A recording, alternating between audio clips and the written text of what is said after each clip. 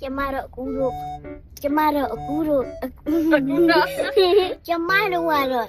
အခုတော့မာလာရှက်ကတော့စားဖို့တွားနေပါတယ်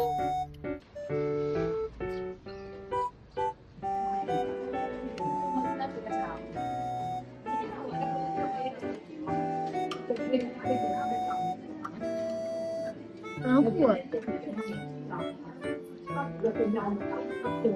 就要过来的，